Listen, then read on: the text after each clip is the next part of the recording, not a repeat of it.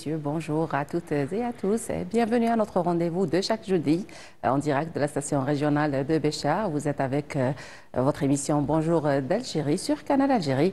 Nous allons avoir le plaisir de vous accompagner pendant 1h30, de 8h à 9h30 comme à chaque fois. Et je vais avoir l'honneur et le plaisir de recevoir plusieurs invités pour discuter de plusieurs sujets justement. On va commencer avec notre première rubrique, l'invité de la matinale. Et je vais retrouver mon premier invité juste après ce jingle.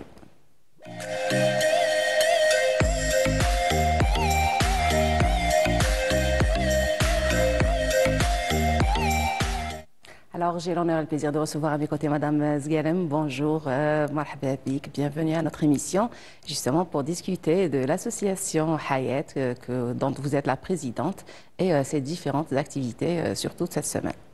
Bonjour, très heureuse d'être parmi vous.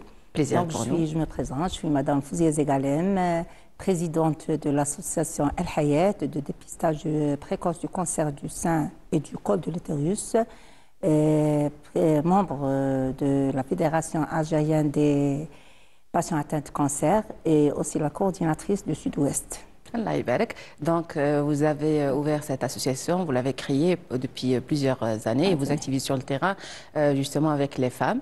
Alors, comment étaient les débuts et où est-ce que vous en êtes à ce jour? Donc, notre association a été agréée en octobre 2016 Oui. par plusieurs membres, des sages-femmes, des médecins, des profs. Les objectifs, on a très bien choisi les objectifs TANA, c'était pour la sensibilisation, la prévention, le dépistage précoce des deux cancers de la femme, des cancers les plus répandus, cancer du sein et du col de l'utérus. Donc on a beaucoup travaillé sur ça. Et le dépistage, j'insiste beaucoup sur le dépistage précoce parce qu'on ne peut pas éliminer un cancer, mais on peut le dépister à temps. Oui. Et si on arrive à dépister les cancers de la femme à temps, donc c'est réduire par la suite le taux de mortalité par cette maladie. Donc c'est l'objectif le plus important, c'est le dépistage précoce, le dépistage à temps, parce que toujours, j'insiste sur ce mot précoce. Oui. Parce que cancers, plus on tarde, plus c'est difficile de guérir, plus ça prend du temps. Parce que c'est des cancers qu'on peut sauver les femmes. Tout à fait. Fait un dépistage précoce. La femme a de la chance, c'est des organes, c'est vrai, ce sont des organes de beauté de la femme. Oui, mais la femme peut, avec une ablation, elle peut continuer sa vie. Elle peut vivre sans sein, sans les deux seins même, elle peut et sans vivre utérus sans aussi. utérus. Donc elle a de la chance, la femme, pour moi. Alhamdoulilah, Rabbi Rahim bil mar'a. Oui. Oui. Alors, juste pour rappel, vous êtes sage-femme de formation, donc à la base, vous êtes sage-femme. Oui. C'est peut-être ça la cause qui vous a orienté vers ce genre d'association et de... Oui, sage-femme, j'exerce à titre privé et ça m'aide beaucoup, le travail intérieur. Donc, vous avez eu contact peut-être avec des patientes qui ont eu justement ce genre de maladie avant de penser à créer votre association? Franchement, c'est les femmes qui nous ont poussé de créer l'association. C'est des femmes ont été atteintes par cette victime de cette maladie. Victime de cette maladie. Donc, et surtout quand vous savez qu'on peut sauver des vies. On peut sauver les vies. Je parle de cancer, des deux cancers répandus et la femme a de la chance. Un cancer du sein, un cancer de l'utérus, c'est des cancers qu'on peut guérir à 100%. La guérison, elle est 100%. C'est pour ça la sensibilisation est un rôle très, très, très important. Montrer à la femme comment se palper chaque fois par mois. Montrer, inciter les femmes à aller faire leurs mammo et leur frottis régulièrement, d'une façon régulière. Surtout après les quarantaines. À un âge, bien sûr. Si on parle du cancer du sein, c'est après l'âge de 40 ans. Et si on parle de cancer de l'utérus, c'est entre 21 ans et 65 ans. Les frottis, d'une façon régulière, peuvent sauver les femmes d'une façon sûre et à 100%. J'insiste sur 100%. Parce qu'un premier stade ou deuxième stade, c'est rien du tout, on peut s'en sortir. C'est rien du tout. Mais malheureusement, si on arrive à des stades avancés, c'est un stade cancer-maladie, donc on ne peut rien faire. Ce n'est pas un dépistage dans ce cas. Vous avez l'habitude de programmer plusieurs activités tout au long de l'année. Je sais que vous avez toujours profité du mois d'octobre pour la sensibilisation. Cette fois-ci, peut-être que vous avez été un petit peu touché, je veux dire, par les dernières inondations du mois de septembre. Et je sais que ça vous a affecté de manière directe. Oui. Et malheureusement, l'Octobre rose de l'année 2024, on a tracé un programme très riche, mais bien dommage. Les inondations du 8 septembre ils ont touché l'association, le cabinet. C'était une période très difficile. Oui. Mais, alhamdoulilah, on a redémarré, alhamdoulilah, par c'est peut-être ça qui a causé votre absence oui, pendant 5 mois, on a été absent. Pendant 5 mois, on n'a rien fait. Parce que c'était psychiquement. Et le bureau de l'association. Pour rappel, le bureau il est situé à Haï Salam, qui a été victime justement de grandes inondations. Bon, ben, alors, on va s'arrêter justement à cette semaine, lorsque vous aviez célébré la journée mondiale de la santé le 7 avril de chaque année. Donc, cette semaine, vous avez fait une activité, un séminaire. On a repris par la célébration de la journée mondiale de la santé. Oui. On a organisé une très belle journée, très riche, avec la participation de différentes wilayas, les associations membres de la Fédération algérienne des patients atteints de cancer, avec la participation de quelques membres de sages-femmes, parce qu'on travaille beaucoup avec les sages-femmes ici à Béchar. Les thèmes ont été très bien choisis parce qu'on parle de prévention. Avant de parler de thèmes, justement, on va voir ce VTR que nous a réalisé notre collègue Jawida Baba Ahmed et nous reviendrons justement pour continuer le débat. Le mouvement associatif joue un rôle crucial dans plusieurs domaines, notamment celui de la santé publique. L'association Al-Hayat à Béchar est parmi les associations très actives dans le domaine de la prévention du cancer du sein et du col de l'utérus. Elle tient aujourd'hui à célébrer la journée mondiale de la santé au sein des retraités du secteur de la wilaya. Nous avons de très bonnes relations avec les associations qui luttent contre le cancer. Nous mettons à leur disposition tous les moyens nécessaires pour réussir. La médecine actuelle met l'accent sur le rôle de la prévention plutôt que le protocole de traitement. Nous avons choisi que toutes nos interventions s'articulent sur la sensibilisation des bienfaits du sport et de l'alimentation saine. La présidente de l'association a tenu que cette journée soit une occasion d'échange et de partage et d'inciter les présents à suivre une hygiène de vie saine et très active pour lutter contre toute maladie qui menace la santé publique dans le monde. Un diagnostic précoce est le numéro 1 dans la prévention du cancer, sans oublier bien sûr l'alimentation et un mode de vie loin de la sédentarité, car il faut savoir que l'inactivité affecte notre santé.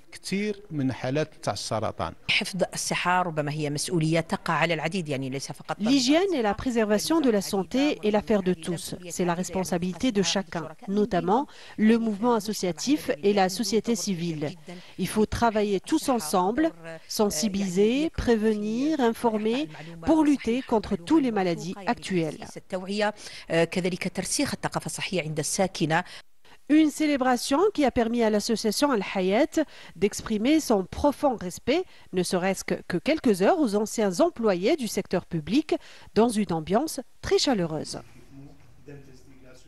Voilà, c'était donc un petit aperçu sur le déroulement de cette journée. Alors, on arrive aux thématiques, justement. Quels étaient les thèmes que vous avez choisis pour la célébration de cette journée? Oui, puisque l'amnistie moderne parle ou insiste sur la prévention, sur l'activité physique, sur l'alimentation saine et équilibrée. Donc, on a choisi nos thèmes avec le président de l'association de lutte contre la santé. Bien-être et lutte contre la sédentarité. Sédentarité, oui, c'est ça. Dr Ben Ahmed, qui a présenté, qui a très bien présenté et qui a une façon de faire passer les messages. Oui. Donc, il a très bien présenté son thème, avec aussi l'engagement. l'engagement dans le mouvement associatif présenté par le formateur Monsieur Abdelkader Abbassi. C'était très bénéfique. Aussi, on a parlé de l'alimentation. C'est bien dommage, le thème n'a pas été présenté par des empêchements, mais on a fait un débat très riche, parce que si on parle de prévention, si on parle de formation et d'information sur la prévention, c'est pas parce que si on arrive, l'objectif de notre association, c'est pas arriver au cancer, ça de maladie. C'est pour ne pas tomber malade. Oui. C'est ça notre but. Donc c'était très riche et en fin de journée. Il y a un autre volet aussi, c'est pas uniquement ne pas tomber malade, parce qu'on peut tomber malade, mais garder la bonne humeur, les ondes positives peut aider aussi. Donc c'est un autre volet, justement, là où se joint la lutte contre le bien-être et la lutte contre la sédentarité, et justement le bien-être du malade cancéreux. Ce n'est pas la fin du monde.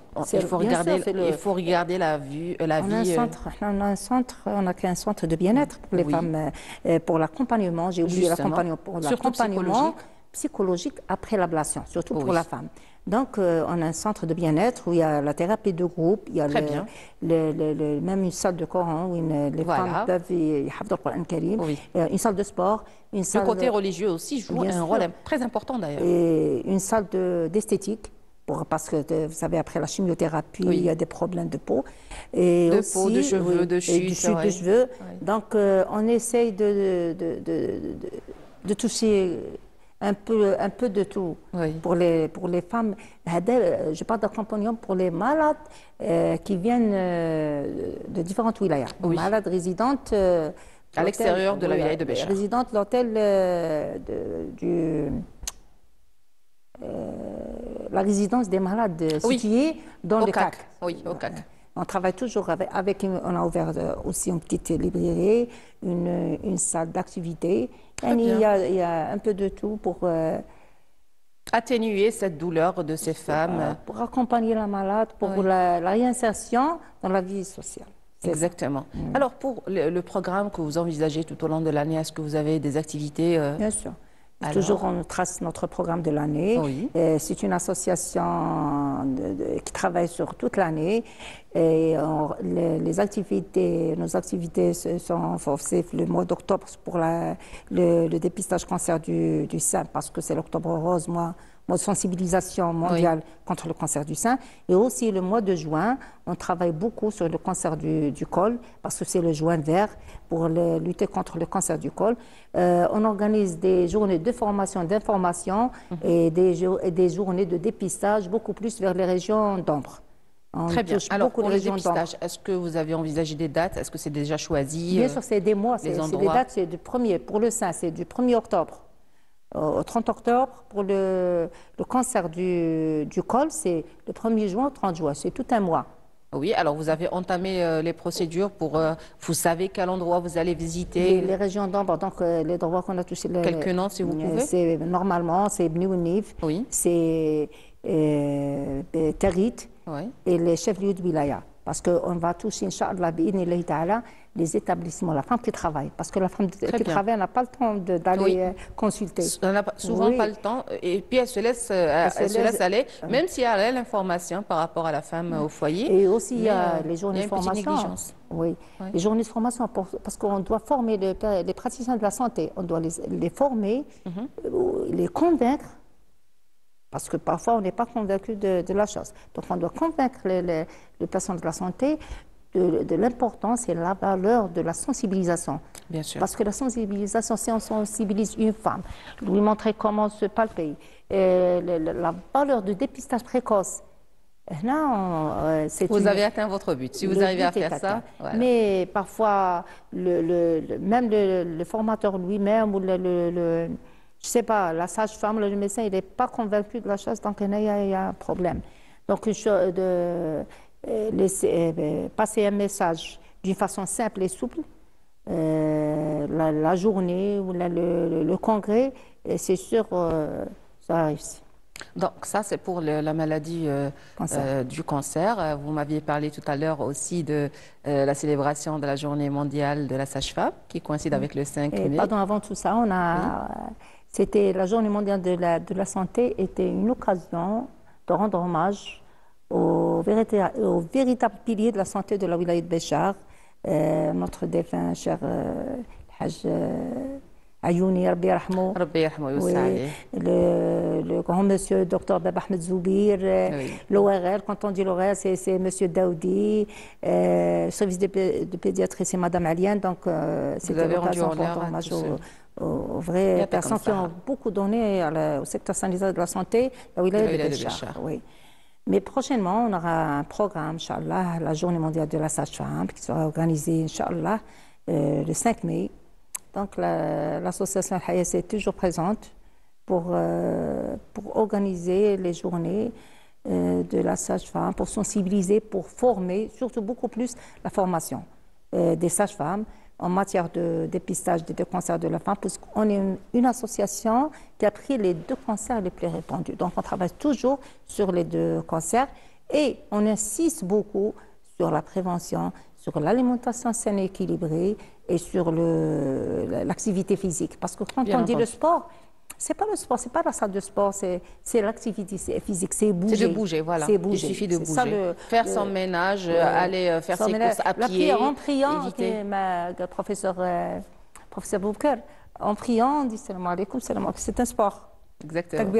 C'est un sport. Tout à fait. On peut bouger d'une façon très naturelle, très spontanée, mais surtout éviter de rester assis pendant de longues heures et immobile, inactif. Voilà, c'est ça. Alors, je reviens pour le programme de la Journée mondiale de la sage-femme. Alors, qu'est-ce que vous avez au menu, mis à part la formation? Est-ce qu'il y aura des portes ouvertes? Est-ce qu'il y aura une journée de sensibilisation avec des dépliants? C'est quoi le programme juste? La journée de formation pour le personnel, il y a les médecins généraux, sages-femmes, gynécologues. Ah, très bien. Donc, tout le staff, médical et paramédical. Les praticiens de la santé, une journée de formation, mais il n'y aura pas le dépistage, parce que le dépistage, on laisse les journées du cancer, donc de juin à octobre. La journée de la sage-femme, et il y aura une sensibilisation aussi par rapport... Sensibilisation du personnel, et pas de la... Oui, je parle du personnel, j'allais dire des sages-femmes, justement, pour prendre... Les thèmes, on a programmé le cancer du col. Oui. Le cancer du sein, c'est toujours, mais en matière de prévention. Parce que c'est pas Donc, comment intégrer la sage-femme à faire partie de votre association et de justement sensibiliser les malades la majorité de membres de l'association sont des sages-femmes. Sont des membres déjà. Des sages-femmes. Et on n'a pas, franchement, on n'a pas de problème en matière de dépistage cancer du col. Mais le problème, dépistage cancer du sein. Parce que par le manque de radiologues, on a un problème de lecture. C'est ça le problème. Mais pour le col, on n'a pas, franchement, on n'a pas de problème parce qu'il y a le réactif, il y a la sage-femme qui est formée, il y a la sage-femme qui est sensibilisée, il y a la femme qui vient chercher l'information, le super ausculté. Si on fait une petite comparaison entre le col et le sein, on n'a pas de problème avec le col, mais avec le sein, il y a un très grand problème par le manque des radiologues, la wilaya, et au niveau national. D'où l'intérêt justement de renforcer les efforts par rapport aux manières de se palper, comment sensibiliser la femme à se faire dépister elle-même. C'est notre travail au moment sur l'année, beaucoup plus au moment de l'Octobre Rose. C'est la sensibilisation, c'est les campagnes de sensibilisation, les campagnes de comment montrer la femme, parce que toute femme doit se palper elle-même, l'autopalpation, lui montrer comment chercher un petit nodule, un saignement, une rougeur au niveau du sein, l'essentiel. Surtout que ce n'est pas douloureux, c'est ça le problème avec le cancer du sein. C'est silencieux, ce n'est pas douloureux. C'est ça le problème. Il n'y a pas d'alarme douloureuse. Le seul moyen, c'est de se palper. C'est de se palper. C'est le premier pas du dépistage. Se palper. Ensuite, on peut aller vers la mammographie ou bien vers l'échographie. Parce que, si on peut dire, 80% des femmes se sont dépistées elles-mêmes chez elles, à la maison. Et c'est le but, oui, c'est ça le but. C'est le but de l'autopalpation. Chercher quelque chose d'anormal dans le sein. Et quand on prend l'habitude, dès qu'il y a quelque chose d'anormal, on sait que voilà, il y a un truc qui vient d'apparaître. Il faut voir un médecin. Parce que se palper, ok. Oui, mais quand on prend l'habitude, parce qu'on n'est pas forcément formé pour savoir que voilà, il y a une différence, mais quand tout va bien et qu'on a pris l'habitude de se palper, dès qu'il y a quelque chose d'anormal, on va le détecter à temps. À temps. Donc c'est ça. Entre parenthèses, c'est chaque mois, mois l'année après le cycle menstruel, la menstruation, la femme doit se palper, chercher une petite boule, un saignement rouge, quelque chose d'anormal dans son sein, c'est tout. Parfait. Alors, une autre question, est-ce qu'il y a une sorte de coordination entre vous et d'autres associations qui est active dans le même domaine, justement, quand il s'agit de sensibilisation, de dépistage? Est-ce que vous collaborez ensemble? Coordination avec les associations hors wilaya. Oui. Oui, parce que parfois, on ne trouve pas les bilans, les radios, la wilaya. C'est pour cette raison qu'on a invité les membres de plusieurs associations à la wilaya de Béchar, Alger, Saïda, Rilizane, Tlemcen, Bouchbouari, Rij, Msila. C'est pour maintenir la relation, justement, et établir un lien. Pour échanger les expériences en matière de prise en charge du malade atteint de cancer. Donc, il n'y a pas de problème. Surtout pour les rendez-vous de radiothérapie, il n'y a pas de problème aussi. Le seul problème reste l'imagerie, la lecture, le médecin radiologue. Et le problème ne se pose pas là où il a de Béchar, c'est au niveau national qu'on a le problème des radiologues. Donc, je ne sais pas, j'espère que ça va se régler prochainement. Inch'Allah, c'est tout ce qu'on espère. Je vous remercie pour toutes ces informations. Un dernier mot avant de terminer. Merci beaucoup, merci. C'est moi qui vous remercie, madame. J'étais très contente d'être parmi vous.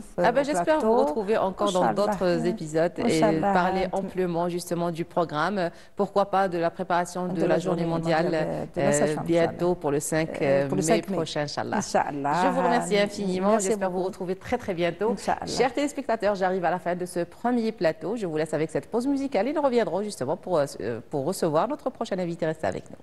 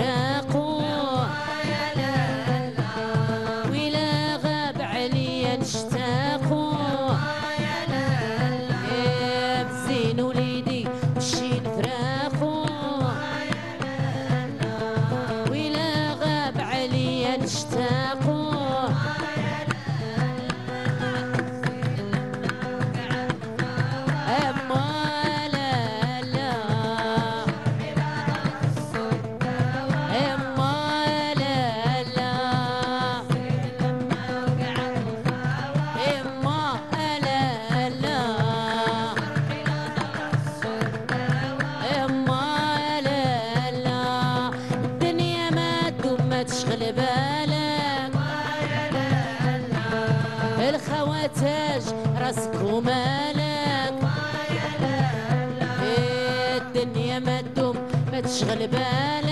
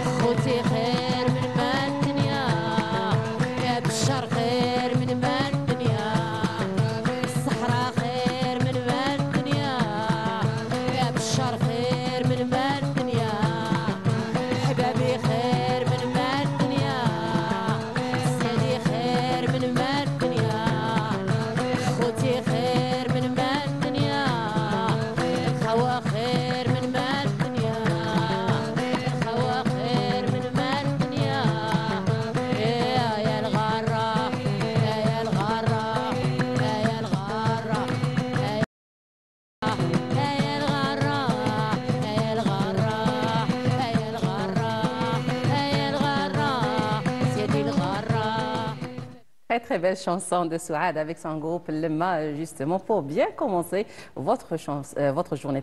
Donc j'espère que vous avez la pêche ce matin et j'arrive à mon deuxième plateau avec mon deuxième invité, Monsieur Berrabah Faisal. Bonjour.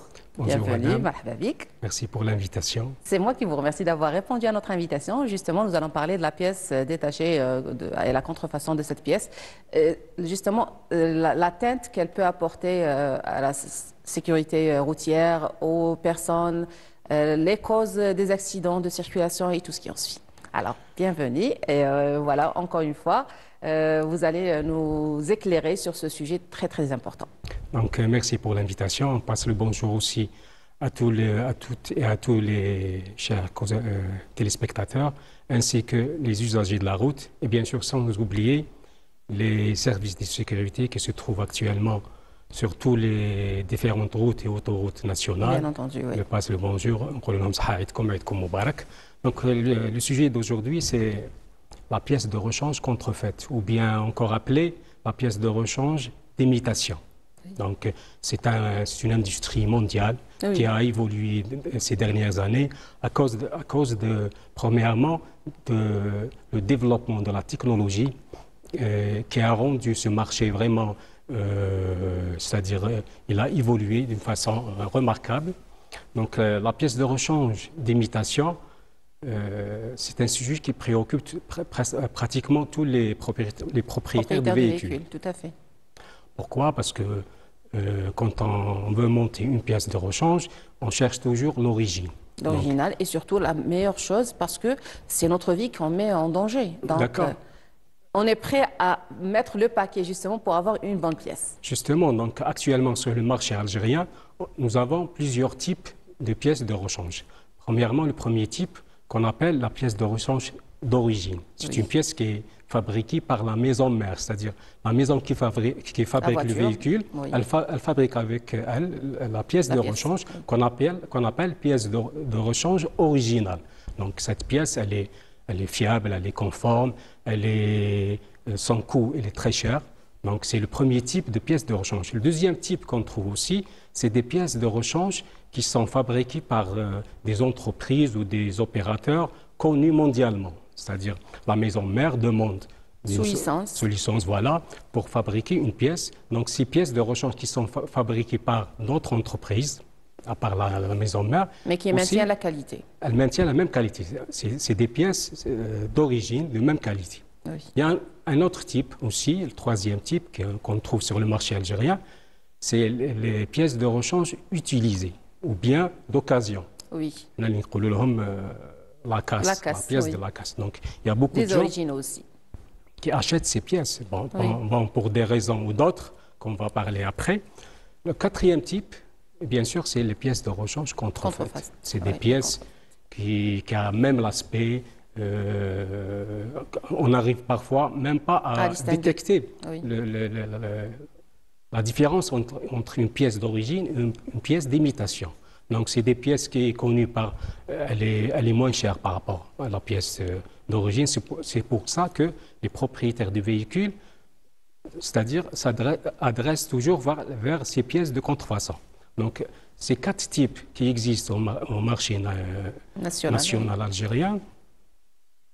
Donc, nous avons le premier type et le deuxième type qui sont des pièces d'origine. Et le troisième type, le quatrième type, c'est des pièces qui sont contrefaites. On conseille toujours les propriétaires d'éviter... Mais la casse, ce n'est pas forcément contrefaite. Oui, mais justement, la casse, quand on achète une pièce de la casse, premièrement, on ne sait pas si vraiment elle est d'origine. Parce que, voilà, donc parce on que ne sait pas forcément le l'origine. véhicule qu'on a démonté la pièce, c'est un véhicule accidenté. Oui. Donc on ne sait pas si la personne a déjà changé cette pièce ou bien, le point essentiel, c'est que cette pièce de la casse, la durée de vie, on ne connaît pas la durée de vie. Exactement. Donc c'est une pièce à déconseiller.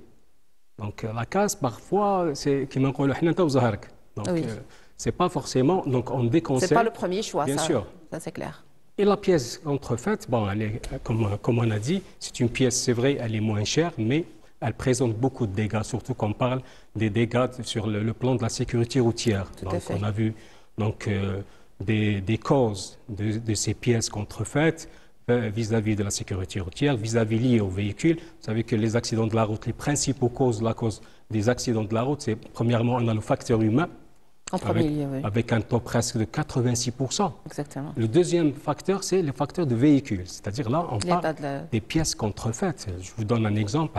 Par exemple, surtout lorsqu'il s'agit des pièces sensibles, qui touchent par exemple le système de freinage, le oui. système système de sécurité, la suspension, le système directionnel. Là, c'est très important. Il ne faut pas jouer avec ça.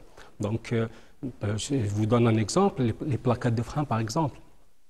La plaquette de frein, c'est un outil très important pour la conduite. Surtout, c'est la sécurité.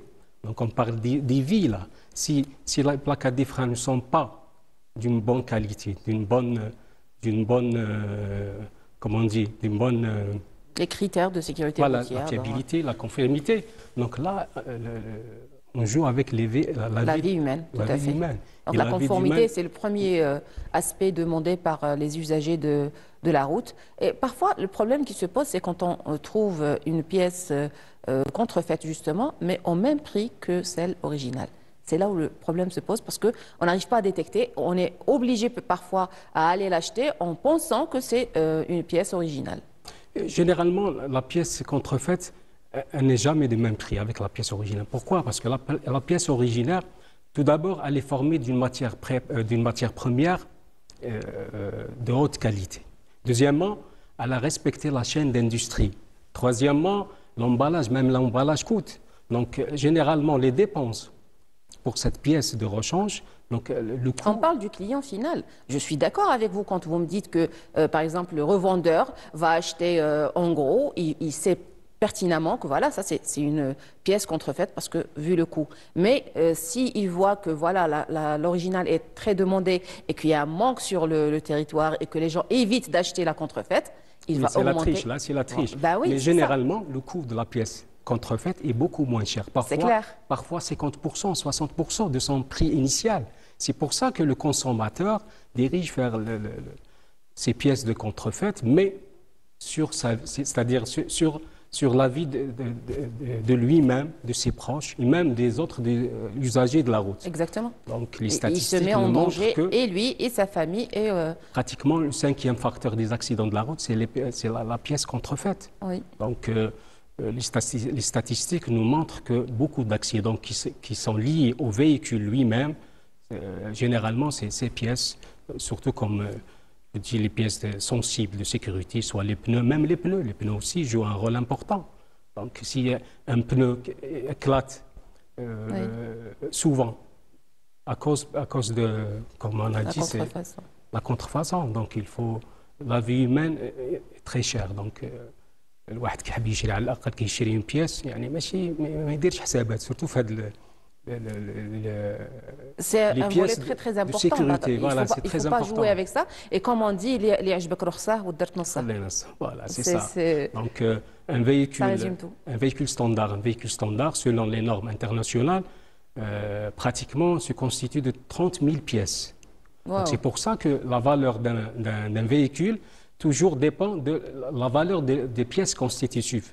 Donc parfois, les maisons mères n'arrivent pas à construire toutes ces pièces d'origine, donc elles demandent à des entreprises connues mondialement pour, c'est-à-dire fabriquer des pièces de rechange conformes, utiles. C'est pour ça qu'on parle des pièces d'origine, non seulement la maison mère, mais aussi d'autres fabricants connus mondialement. Sous licence, bien entendu. Avant les années 2000, on parle une pièce d'origine, c'était attaché à la maison mère. Oui. Maison mère avec les agents agréés. Mais après 2002, cette notion a changé. Et là où il y a ces sociétés qui sont connues par leur réputation, leur fiabilité, utilisent ces pièces de rechange pour aider l'industrie des automobiles. Je vous remercie pour toutes ces informations. On va enrichir justement le débat avec ce VTA réalisé par notre collègue Jawida Bab Ahmed et nous reviendrons justement pour continuer notre discussion. Restez avec nous.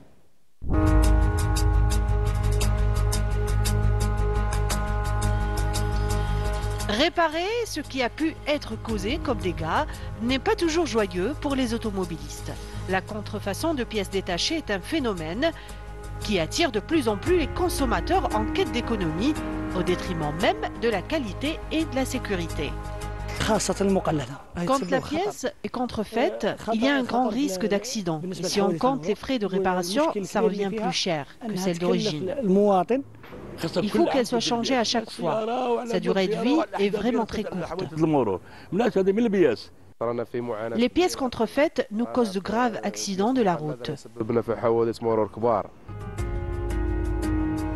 Contrairement aux pièces d'origine, qui sont sûrement plus chères, les contrefaçons ne répondent généralement pas aux normes de fabrication, en causant de graves dysfonctionnements du véhicule.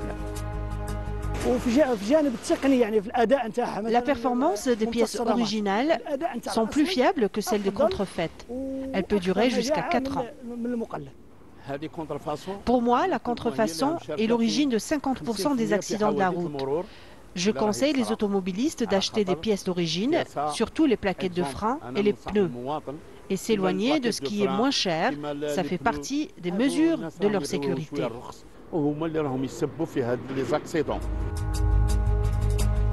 Un dysfonctionnement qui met la vie des conducteurs et des passagers en danger. Cela dit, ce phénomène reste une véritable fuite du secteur économique, encore une raison pour laquelle il faut lutter contre elle. Voilà, tout le monde est d'accord sur l'importance de la pièce originale et voilà, pour éviter la contrefaçon. Est-ce que vous avez des conseils, une source fiable? Comment peut-on détecter la différence justement entre une pièce originale et une pièce contrefaite? Voilà, justement, c'est le problème connu, même des expériences personnelles. Qui parmi nous n'a pas changé une pièce de rechange? Donc, pour différencier, pour faire la différence entre une pièce d'imitation et une pièce d'origine. Bon, dernièrement, comme je vous ai dit, le développement de la technologie rend la comparaison un peu difficile. Oui. Parce que là... Surtout avec l'apparition de l'imprimante 3D, maintenant voilà, on arrive à réaliser des choses... C'est des détails qui font la différence. Donc, premièrement, c'est le prix. D'ailleurs, le consommateur ou bien le propriétaire du véhicule qui chauffe le prix, il va se poser la question. Exactement. Donc, c'est le premier indice. Il y a aussi l'emballage. L'emballage aussi, c'est important. L'emballage de la pièce d'origine est un emballage de haute qualité. Oui. Par contre, l'emballage des pièces contrefaites, c'est des emballages simples. Généralement, on ne trouve pas le pays d'origine, par exemple, fabricant. On ne trouve pas la référence. On ne trouve pas le code barre qui est utilisé dernièrement. Donc, il y a aussi, on peut faire la différence quand on voit l'aspect, c'est-à-dire quand on compare les deux pièces, on voit la différence, même avec l'œil nu. C'est-à-dire on voit des petits détails, des petits défauts Il y a aussi, comment on appelle ça, on peut faire la différence aussi par le... si on n'arrive pas à faire la différence, on peut demander à un expert, par exemple, un mécanicien. Il y a des mécaniciens qui te le disent carrément. Moi, je ne veux pas une pièce contrefaite. Oui. J'ai oublié wahda d'origine ou là, parce que demain, c'est moi que vous allez me reprocher parce que le véhicule n'a pas fonctionné. Professionnelle. Ils savent les dégâts qui peuvent entraîner cette pièce contrefaite. Donc, ils te disent, amène-moi une pièce d'origine, sinon, il y a كاين بزاف les mécaniciens maintenant, بالمناسبة احنا نحييهم هذا le genre de mécaniciens. Oui.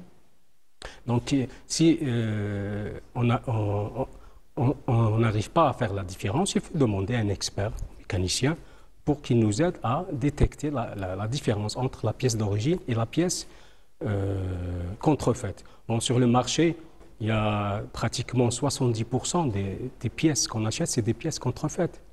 Oui. Donc, je vais demander la pièce d'origine, je vais acheter l'original à cause du coût de parce que غالية بزاف. Mais alors, je sais qu'un usager, un conducteur qui a un véhicule qui coûte plus de 500 millions et très récent, qui date de 2024, 2025, 2023 et même 2000, il va s'investir, je suis sûr qu'il ne va pas aller acheter une pièce contrefaite et prendre le risque de bousiller carrément son véhicule. Oui, c'est vrai, justement. Mais est-ce qu'il va trouver la pièce? On va parler de la disponibilité de la pièce d'origine. Il y a la disponibilité premièrement. Et deuxièmement, là, on parle des véhicules de troisième main, quatrième main. Parce que généralement, un véhicule qui coûte... De première main, oui. Donc c'est sûr, comme vous avez dit, il ne va pas se risquer. Mais on parle des véhicules de troisième, quatrième main. Au bout de 10 ans, on va dire que lorsque les pièces vont s'user d'elles-mêmes, et voilà, il va commencer il y a des termes qu'on entend sur le marché, oui. Des pièces adéquates, des pièces de la Chine première choix. Oui. Donc c'est des termes de commercialisation. Mais il y a deux choses. Ou bien c'est une pièce d'origine, ou bien elle est contrefaite. Maintenant, quand on voit que le marché chinois, il prend le dessus sur le marché mondial et que voilà, il y a plusieurs licences dans plusieurs domaines, que ce soit dans les vêtements, les pièces détachées ou autres, on fait référence à la Chine comme importateur, comme exportateur de pièces. Et justement, quand on voit le code à barre, il n'y a pas d'indication. C'est un produit chinois. Maintenant, il faut savoir la qualité, premier et deuxième choix, comment le détecter justement. Voilà, quand je vois, par exemple, que ça vient de la Chine, oui. Quand est-ce que je pourrais savoir que c'est un produit original ou ça ne l'est pas? Voilà, comme je t'ai dit, il y a le code barre maintenant. Avec juste un smartphone, tu peux... Il existe, voilà, je vois le code. Si elle est d'origine ou pas. Bon, les pays asiatiques, il y a beaucoup de pays qui font de la contrefaçon. Oui. L'Inde, par exemple. Taïwan, d'ailleurs déjà, le mot utilisé, pièce Taïwan. Exactement. Bon, le Taïwan, c'est un pays développé, hein, mais comme les autres pays. Donc les pays asiatiques qui sont, c'est-à-dire, هما اللي راهم très avancés في l'industrie qui a évolué d'une façon remarquable. Incroyable. Parce que c'est du business, il y a des milliards de dollars sur le marché. Donc beaucoup d'entreprises ou bien d'opérateurs. Il y a aussi d'autres facteurs, par exemple. Les importateurs, il faut le signaler, il faut nommer un chat, parce que quand on sait que la Chine, elle présente les deux produits, premier choix, dernier choix, et elle vous présente le coût de chacun, les pièces, la matière, tout ce qui en suit, et qu'un importateur algérien, il faut le signaler, et il est, comme on dit, et il vient choisir la mauvaise qualité et la mettre sur le marché. Demain, il met en risque son épouse, sa famille, ses enfants, ses proches, ses amis, ses collègues, ses employés. Voilà. Donc, ce n'est pas uniquement celui qui va acheter. Vous mettez toute la société en danger.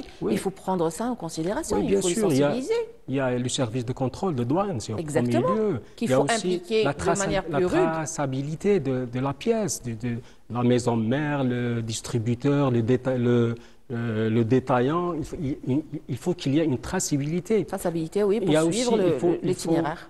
Il faut protéger les marques. Exactement, qu'il y ait des lois très... Comme le font d'autres pays. Donc, exactement. C'est pour ça que notre pays a beaucoup de problèmes. Et victime des matières contrefaites dans tous les domaines.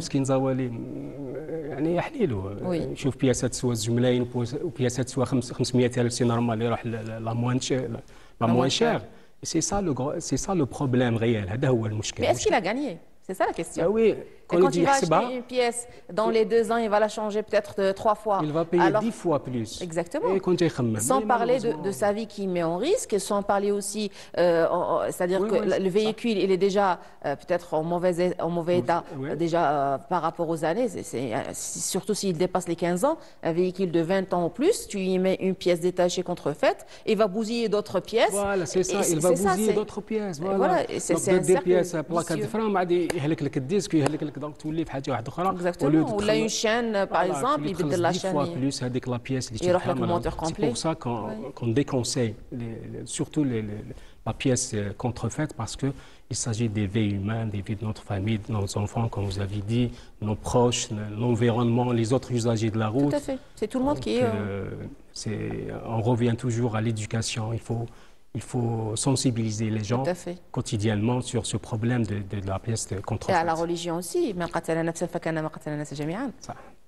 Si on cause le décès d'une personne, c'est comme si on a tué toute l'humanité. Beaucoup de choses auraient changé. Oui. Alors, je reviens aux campagnes de sensibilisation que vous organisez régulièrement entre la direction du transport et la société civile, on va dire, les associations, les membres activants, les bénévoles et tout ça, les scouts aussi, sans oublier la protection civile. Vous organisez à chaque fois des campagnes de sensibilisation. Est-ce que justement vous mettez la main sur ce volet-là, vous sensibilisez les conducteurs par rapport aux pièces détachées? Oui, donc à chaque fois qu'on fait une campagne de sensibilisation, sur la sécurité routière de manière générale, ça dépend du sujet, c'est-à-dire soit le mois de Ramadan, soit la saison estivale, soit le changement climatique. À chaque fois, on pose ce problème aux conducteurs. À chaque fois, on les sensibilise. La pièce détachée, il faut toujours acheter la pièce d'origine, il faut chercher, il faut الانسان يصبر شويه واش عليه نزيد شويه من عندي ونجيب حاجه مليحه باش نحافظ على روحي. Donc parce que c'est très dangereux, c'est très dangereux de mettre une pièce contrefaite اللي ما نعرفش la qualité تاعها, la fiabilité تاعها ونمشي بها. هذا حديد يطرطق لك بنو راحت. تفريني le véhicule ne freine pas, raht. Et on voit le nombre d'accidents de circulation catastrophique. Le nombre, il est vraiment et parmi effrayant. ces causes, ces pièces contrefaites, malheureusement. Alors, je repose la question directement. La disponibilité de la pièce originale. Est-ce que vraiment, réellement, sur le terrain, il y a la pièce d'origine? Oui, bon, certainement, pas à 100%, mais il faut chercher, il faut chercher, il faut chercher. Donc, c'est ça le conseil. Voilà, c'est ça le conseil. Être vigilant, chercher le maximum. Il faut chercher. Et puis, surtout ne pas... Il faut être conscient, il faut chercher, il faut l'entretien de véhicule, c'est très important. Il ne faut pas laisser le véhicule qui تتهلا فيه يتهلا فيك. Exactement. هذه هي تتهلا في الطوموبيل تاعك تتهلا فيك ما تتهلاش فيها.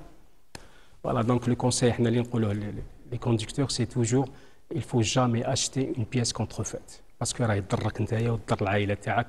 la société en général. Tout à fait. Je vous remercie, M. Faisal Berrabah, pour toutes ces informations. J'étais très ravie de vous recevoir ce jeudi de bon matin. Alors, chers téléspectateurs, nous arrivons à la fin de ce deuxième plateau. Je vous laisse avec cette pause musicale avant d'entamer notre troisième plateau. Restez avec nous.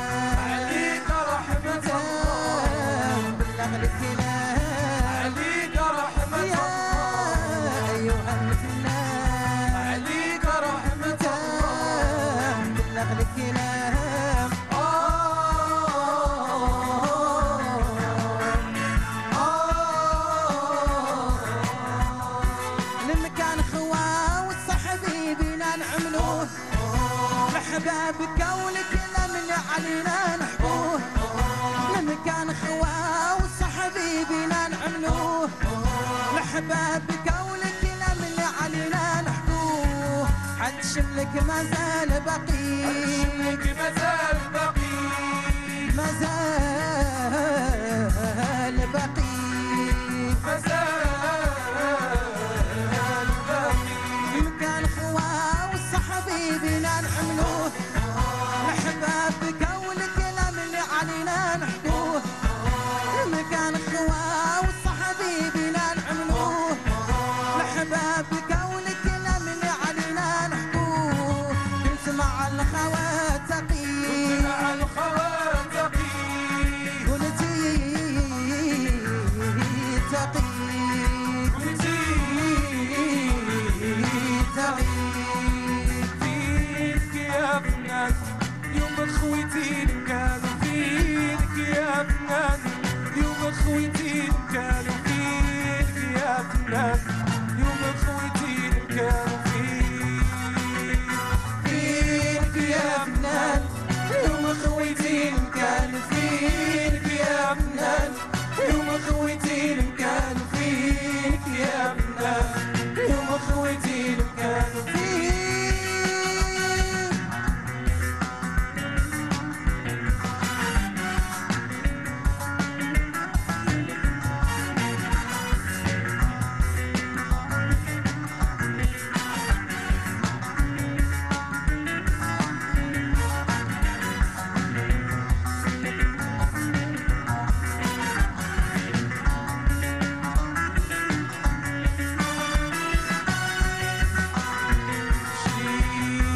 فنان علينا خلينا في مكان حيين شكون فنان بيدنا وانا مترك سمعين اليوم فينا وانا مترك الحضرين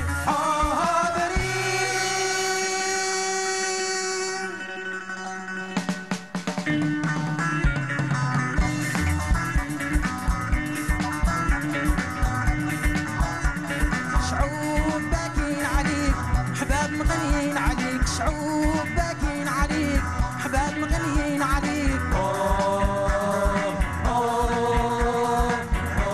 عليكم رحمة الله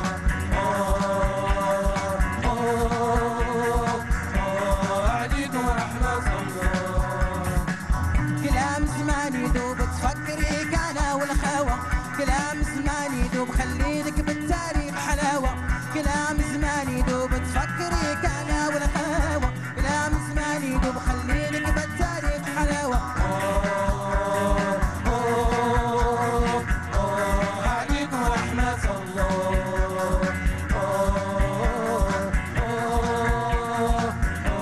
عليكم رحمة الله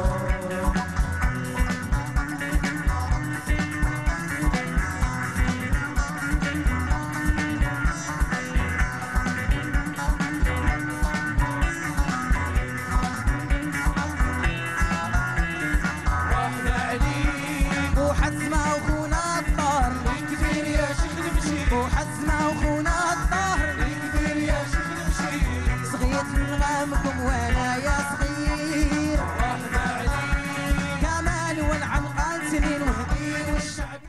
Un remerciement à notre script Khadra Abdon pour le bon choix des musiques. Aujourd'hui, vous avez eu un échange de musique très rythmé. J'espère que vous avez adoré tout comme je l'ai apprécié. Nous arrivons justement à notre troisième plateau. Je retrouve mon troisième invité après ce jingle.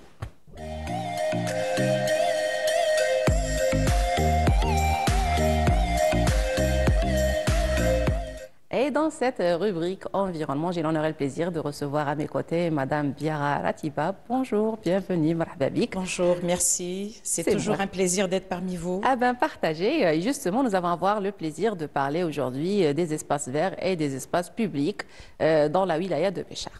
Alors, qu'est-ce que vous pouvez nous dire justement? On va commencer par définir déjà l'espace public et l'espace vert.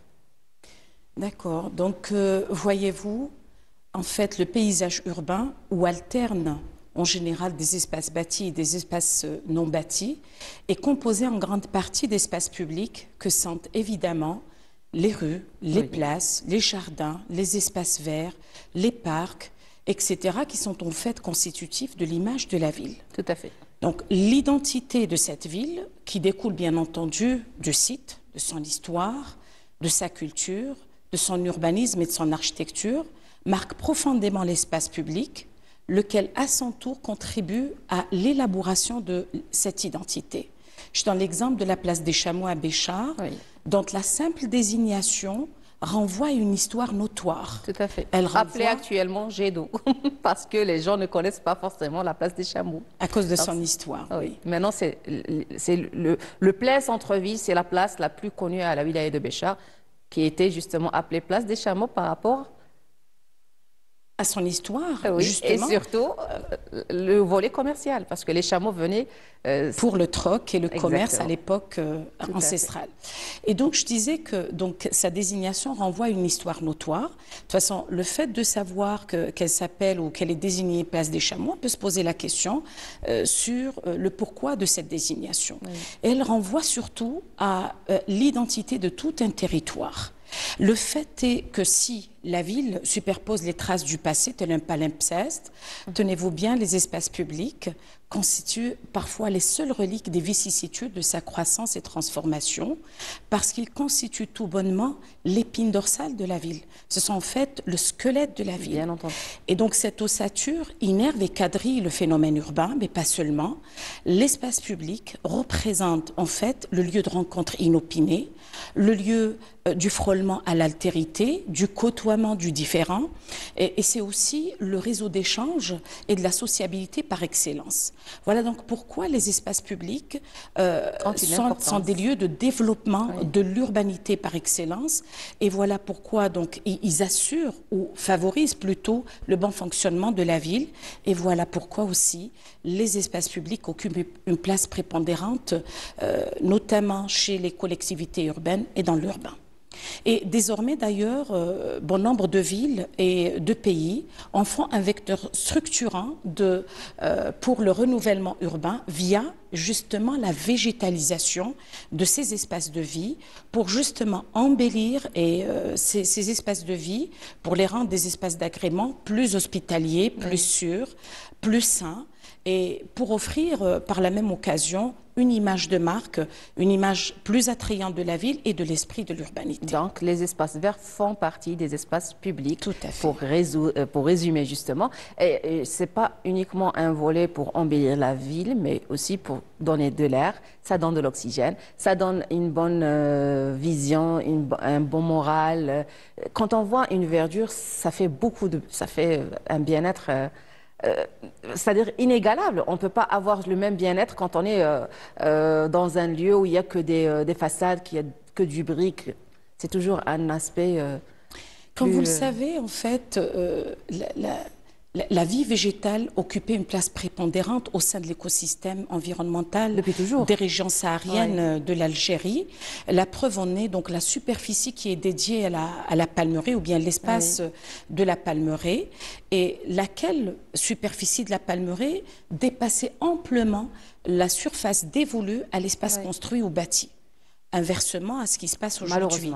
Donc de l'oasis à la ville, donc l'urbanisation galopante et allant grandissant a estompé l'espace végétal, et la ville d'aujourd'hui justement souffre des conséquences ou des impacts de cette réduction ou de cet aménuisement de l'espace vert au niveau de la ville. Par exemple, il y a donc un réchauffement de l'air très important de l'air, des vagues de chaleur caniculaires. Il y a aussi donc une formation des îlots de chaleur urbains, sans compter en fait les vents de sable torrentiels de la région. Et donc là, comme disent les chercheurs ou les scientifiques, en fait, l'espace vert n'est pas une commodité, mais c'est une composante essentielle à la vie. Exactement, c'est ça que je voulais signaler. Tout comme signaler, l'air pur, tout comme l'eau qu'on boit qui doit être propre et claire, on en a besoin. On doit avoir des espaces verts pour justement faire bien fonctionner la population citadine. Psychologiquement, physiquement, tout ce qui en suit. Hein, parce que même quand on a envie de faire du sport ou une activité physique, on préfère être dans un endroit avec de l'ombre, avec un air pur, avec un paysage quand même agréable à vue. Je prends l'exemple de Ouekda, de Xor du Nord, de Abadla, où il y avait une certaine culture de la terre, où les gens mangeaient de leur terre, et puis ça donnait un magnifique paysage, à ce jour d'ailleurs pour l'Xor du Nord. Oui. Là, vous avez raison, donc là je m'allie à votre opinion, puisque l'espace vert ne remplit pas un seul rôle. Oui. Donc, hormis l'esthétisation urbaine, donc ça permet de conforter les impacts drastiques du climat de la région, du climat aussi de la région, surtout d'une part. Donc, ça conforte le climat et elle crée ce qu'on appelle un climat urbain. Parce qu'elle essaie de... Donc, la végétation rafraîchit l'air, procure de l'ombre, donc purifie l'air des pollutions donc atmosphériques, etc. Et puis attention, parce que là aussi, elle réduit des problèmes sonores, c'est-à-dire que vous avez 30 à 40% de réduction des problèmes sonores. Lorsque vous avez des écrans végétaux qui sont... Vous m'apprenez quelque chose là. Oui, jusqu'à 30 à 40% de... Super. Voilà.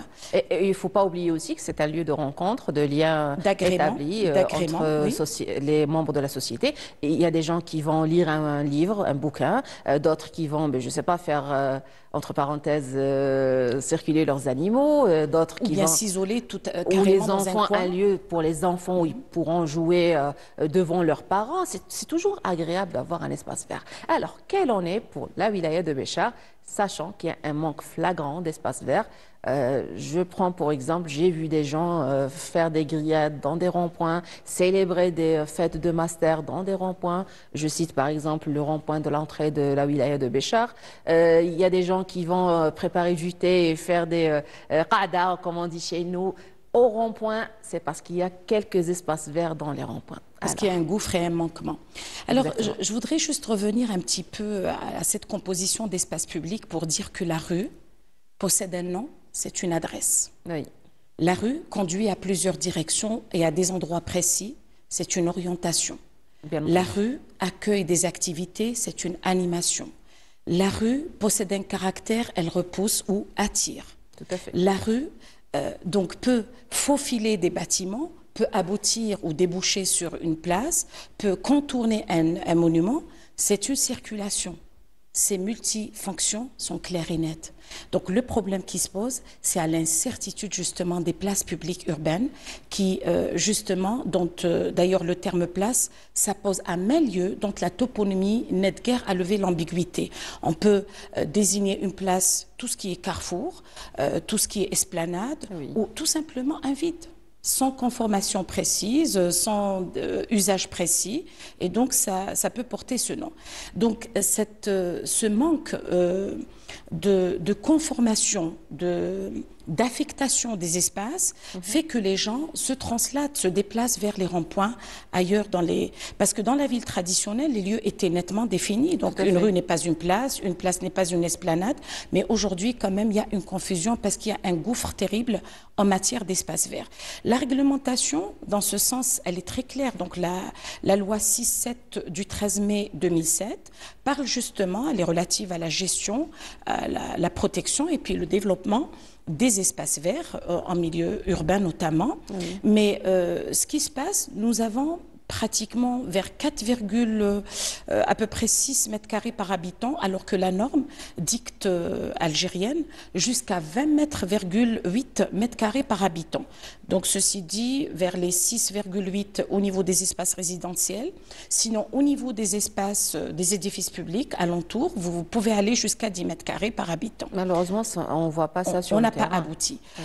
Probablement la raison parce que nous sommes, il faudrait l'admettre, dans un combat réel contre la crise du logement. Et c'est ce qui a placé donc, les espaces verts dans un second plan. Donc les gestionnaires, c'est-à-dire cet espace vert n'occupe pas les premiers plans des préoccupations des gestionnaires de la ville. Maintenant, je ne partage pas forcément votre avis parce que l'étendue je vais dire du pays, pas uniquement de la wilaya, pourrait répondre justement à cette demande. Mais aussi, quand on voit comment ils appellent ça, les stades maticaux, quand on voit les aires de jeu réservées aux enfants alors qu'il n'y a même pas de verdure, donc l'espace parfois il est là, mais il est mal entretenu. Des fois, on voit des intersections qui ne sont pas forcément bien entretenues. Parfois, on trouve un espace vert, mais mal géré. Parfois, il occupe le trottoir, par exemple. Les arbres ne sont pas bien alignés. Il y a pas mal de problèmes où l'APC, par exemple, pourrait intervenir, où les associations de l'espace vert pourraient intervenir, où la population, je sais pas, les associations de quartier, et ainsi de suite. Parce que parfois, l'espace, il est là, mais on n'arrive pas à bien le gérer. Parce qu'il faudrait faire appel aux spécialistes, tout bonnement. Voilà. En Donc, fait, déjà pour on va dire la conception, quand on doit bâtir un endroit, il y a forcément des références, l'école qui devrait être à proximité, je sais pas, l'évacuation des eaux usées. Il y a des paramètres à prendre en considération. Il faudrait que ça soit impérativement l'espace vert aussi. vous savez, l'espace vert n'est pas uniquement un remplissage d'espace. Il n'est pas uniquement un remplissage de vide. Il n'est pas là juste pour être là. Juste pour remplir. Oui. Il doit être conçu comme une structure, comme une trame continue au niveau de la ville. D'ailleurs, parmi les suggestions que je peux vous faire, donc la première des choses, comme nous sommes dans un contexte saharien, c'est d'abord étoffer la palmeraie, restaurer ou réhabiliter la palmeraie qui donnait le cachet identitaire à la région saharienne, d'une part. D'autre part, je pense à une vulgarisation de la trame paysagère, une trame verte qui doit composer bien sûr avec l'eau, parce qu'il doit y avoir une trame bleue et verte, parce que ça va de soi, ça va ensemble. Et donc là, il faudrait vulgariser une trame verte qui doit être pensée ou planifiée au préalable sur toute l'étendue de la ville. Tout à fait. Donc c'est une conception qui va s'étaler sur toute la ville. D'autre part, vous avez les cœurs d'îlots. Donc tous les cœurs d'îlots qui sont maintenant laissés à l'initiative des citoyens. Oui. Donc il va falloir les penser au préalable dès la conception, dès les début de la conception. Donc les architectes devraient les concevoir en tant que ferme de cours. Cours de ferme, pardon. Donc, il faudrait qu'ils aient l'aspect paysager. Ensuite, vous avez les pieds de façade. Les pieds de façade doivent être nantis de végétal. Autre chose, il y a des dispositifs qui sont actualisés, qui sont c'est-à-dire qui dans les temps qui courent, c'est en fait la végétalisation des façades. Il faudrait penser à des dispositifs de végétalisation des façades. Pourquoi pas des toitures aussi, parce qu'il y a des toits jardins qui sont intéressants, qui peuvent apaiser donc les chaleurs caniculaires de la région. Ensuite, vous avez donc les jardins individuels, parce qu'il y a une typologie quand même infinie d'espaces verts. Quand il y a des maisons de maître, il y a forcément des espaces verts, que ce soit à l'intérieur ou même devant la maison. Et c'est devenu une culture quand même généralisée par rapport à autrefois. On voyait à un moment donné où on mettait un petit arbuste, un enfant passait, il cassait l'arbuste, il le détachait de son endroit et puis... Maintenant, on ne voit plus ça. C'est quelque chose de positif. Ça fait partie, donc on commence à avoir une culture de l'espace vert au niveau de la région. C'est déjà un point positif. Qu'il faut cultiver encore plus. Mais le point négatif, c'est que les gens ne savent pas quoi cultiver ni comment. C'est-à-dire qu'il faudrait prendre connaissance des espèces. Il y a donc des administrations territorialement compétentes qui peuvent justement informer la population citadine sur la typologie d'espaces verts à implanter, laquelle des typologies il faudrait implanter, comment, pendant quelle saison. Donc, il y a un autre point positif. Vous me faites penser aux propriétaires des... comment on appelle ça, les petites pépinières qui commencent quand même à ramener, à faire des tests, à essayer, à conseiller aux gens de quoi planter, comment, où, les pots, les endroits et tout ce qui en suit. Et ça aide énormément, justement. Mais l'effort est très minime, donc il va falloir s'investir sur ce plan pour justement informer la population et la sensibiliser en la matière. Donc... concernant donc l'espace vert. Le sujet est très intéressant. Malheureusement, le temps ne nous permet pas de s'étaler encore plus. Peut-être un petit dernier mot, mais on aura probablement l'occasion de se revoir et d'en parler de manière plus ample sur les espaces verts. Inch'Allah, je dirais que, en fait, il faudrait sauver, s'il est temps, notre notre territoire saharien Exactement. de cette dégradation drastique qui envahit les espaces urbains parce qu'il manque justement de végétation. Il va falloir les sauver s'il est encore temps. Voilà. Je vous remercie Voilà. infiniment. J'espère vous retrouver très très prochainement. Voilà. Chers téléspectateurs, j'arrive à la fin de ce 3e plateau. Je vous laisse avec cette pause musicale avant de rejoindre notre prochain invité. Restez avec nous.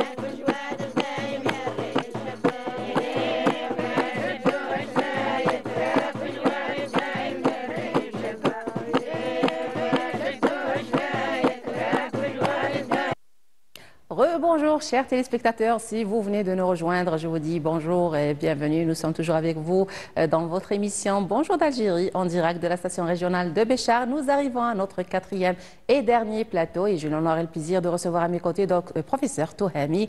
Bonjour, bienvenue. Bonjour, merci pour l'invitation. C'est moi qui vous remercie. Nous allons justement parler du colloque qui va avoir lieu demain. L'ouverture officielle sera demain concernant les ressources hydriques ou les ressources en eau et l'environnement de manière générale. Alors, qu'est-ce que vous pouvez nous dire? Dora, Béchar va avoir une rencontre, un événement scientifique très important appelé une conférence. C'est une conférence internationale sur les ressources en eau et les changements environnementaux. Entre donc ça va demain ça va se faire à l'université de Béchar. À l'université de Béchar. Voilà. Donc l'ouverture ce sera demain. Donc il y aura une ouverture officielle. Oui. La présence du ministère, les 3 ministères de l'environnement et c'est-à-dire le ministre de la recherche scientifique ainsi que le ministre de l'environnement. Oui.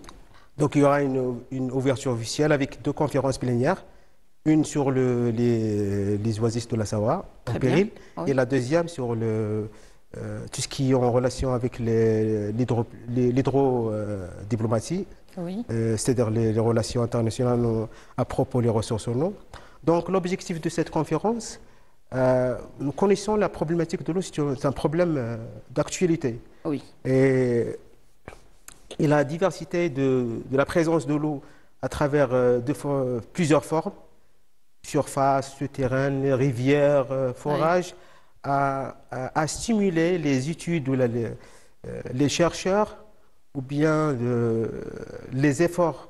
On a fait des efforts considérables, soit pour préserver cette ressource ou bien de l'extraire, pour la mobiliser, pour le bien, comme vous connaissez tous que la ressource en eau, c'est une source fondamentale pour la vie, non seulement pour la vie, mais c'est un modèle économique et social à tout développement, soit agricole, industriel et même pour le quotidien. Donc on ne peut pas vivre sans eau. Donc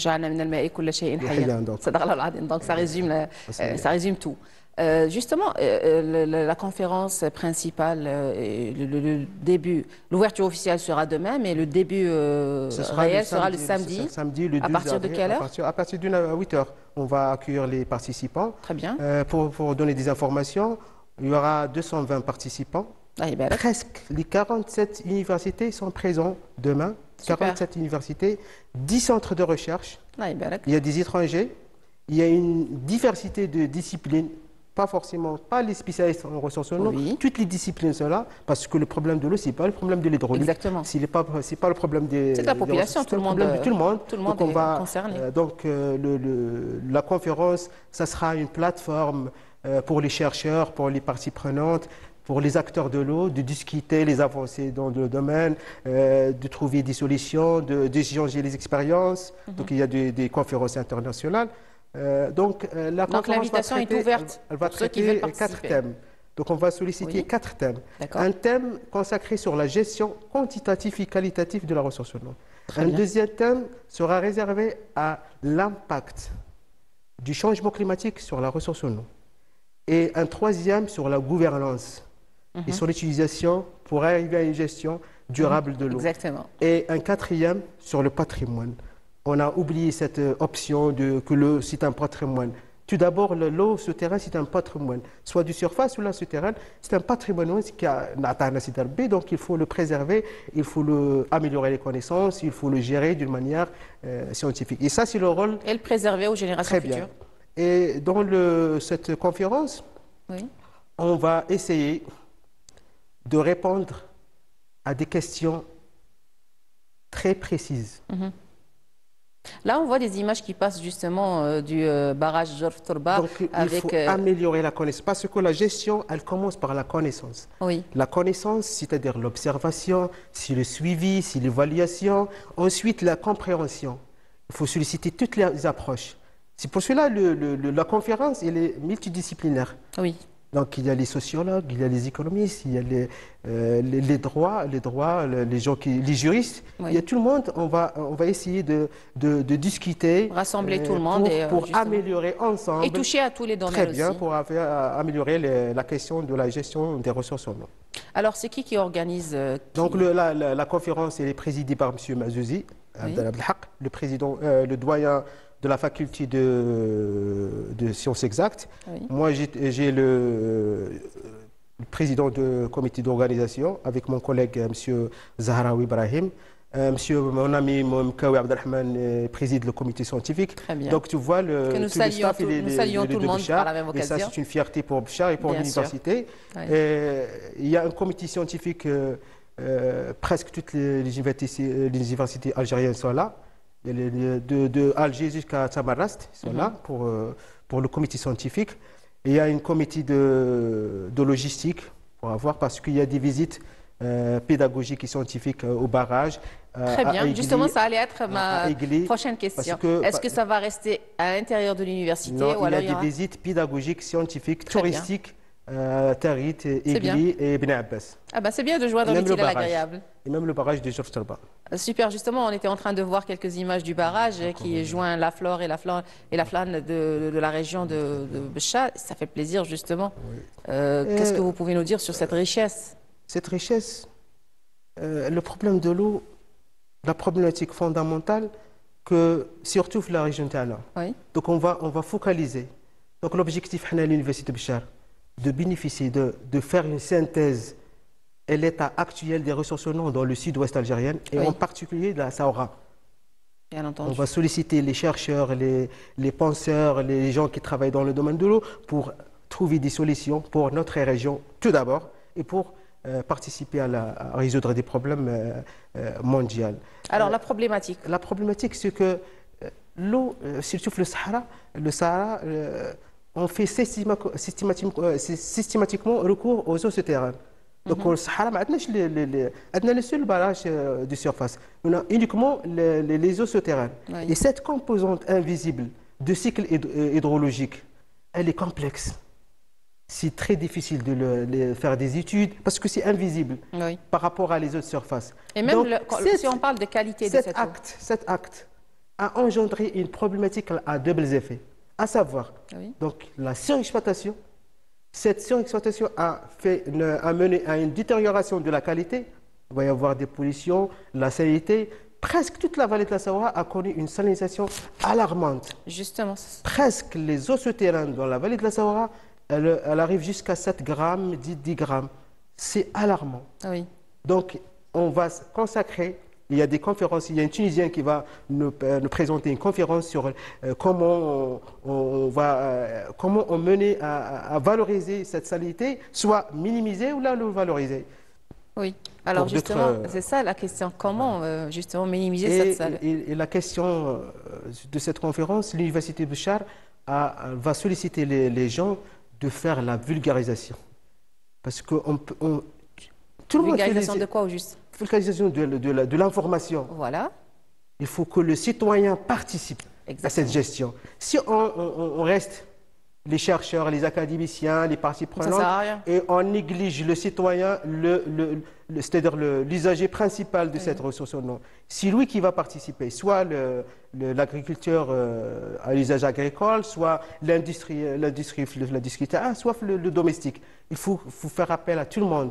Il faut qu'on parle, parce que la gestion de ressources en eau, actuellement, il faut passer de gérer la demande. Il faut qu'on passe à la gestion des besoins. Exactement. Il faut que cette notion, on mette là-dedans.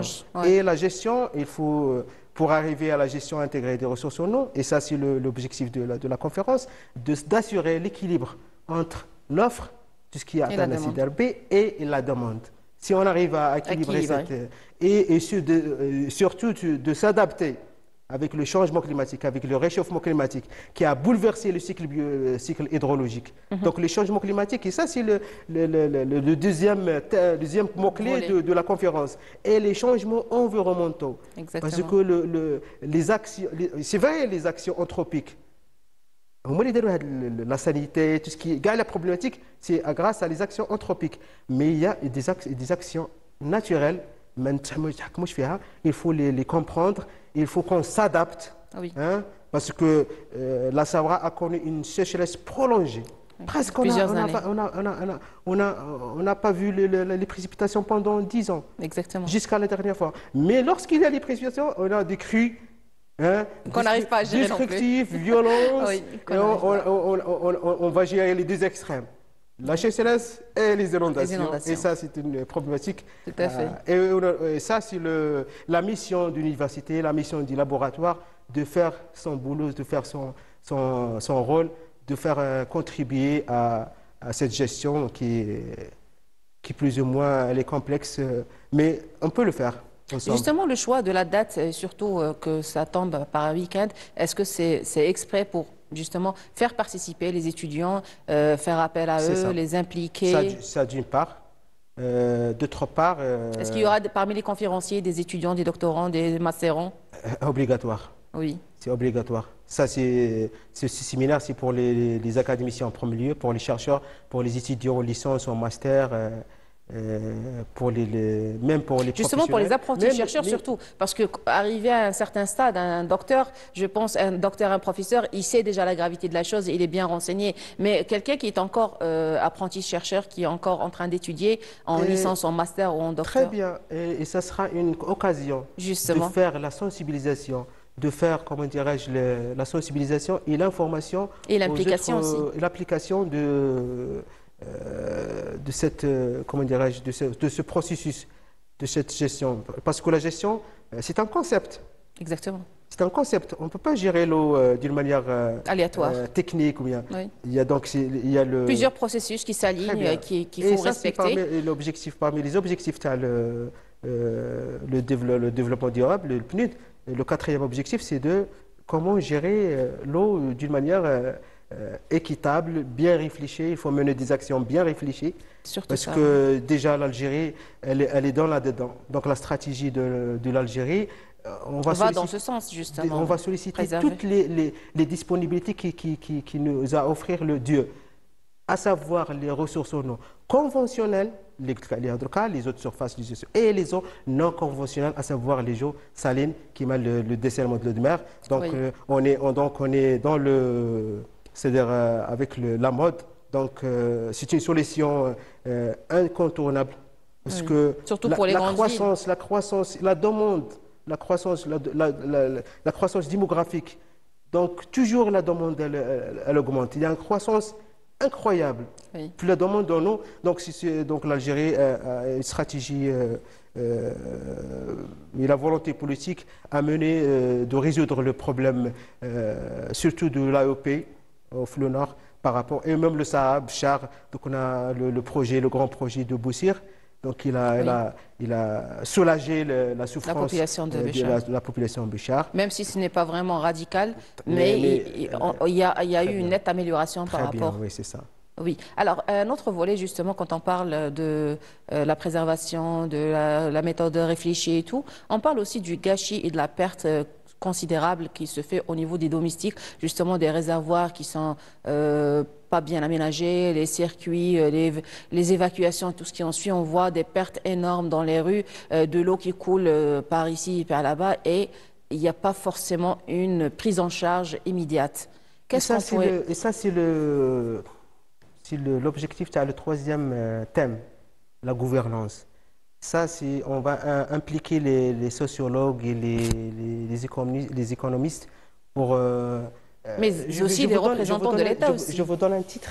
Oui. On a fait une étude avec un projet de coopération en 2010-2011 à Beni Abbès, un projet de coopération entre le ministre des Ressources en eau et la GTZ de la compagnie allemande. Oui. On a fait une enquête détaillée de l'usage de l'eau. On a trouvé presque 55% de l'eau se perd. Oui, c'est ça ce qui est malheureux. Et cette perte, elle se reflète le gaspillage et même pas, on ne connaît pas des valeurs incroyables qui se perdent. On voit une quantité, mais le citoyen, donc il y a... Il faut une prise de conscience, justement, et surtout des lois rigoureuses, et surtout pour l'application de ces lois. La question de sensibilisation, il faut mettre une méthodologie bien définie. Et appliquer aussi les propos de notre prophète. Ça résume la situation. Oui, c'est ça. Mais même une campagne de sensibilisation. Parce que la science, la sensibilisation, il faut une continuation. Il ne faut pas sensibiliser la journée de l'eau, le 22 mars. Il faut sensibiliser. Non, il faut une continuation pour toute l'année. Je vous remercie pour toutes ces informations. Malheureusement, on est pris par le temps qu'on doit respecter. Chers téléspectateurs, nous arrivons au terme de notre émission de ce jeudi. Je vous donne rendez-vous jeudi prochain à la même heure sur la même chaîne. Restez fidèles au programme de Canal Algérie. Je remercie toute l'équipe technique qui m'a accompagné ce matin, mes invités aussi. Et je vous remercie, chers téléspectateurs. Au revoir et merci beaucoup. شوقي للنبي يا للنبي اسرع من الجو نبي يا للنبي اسرع من الجو يا للنبي اسرع مدحون النبي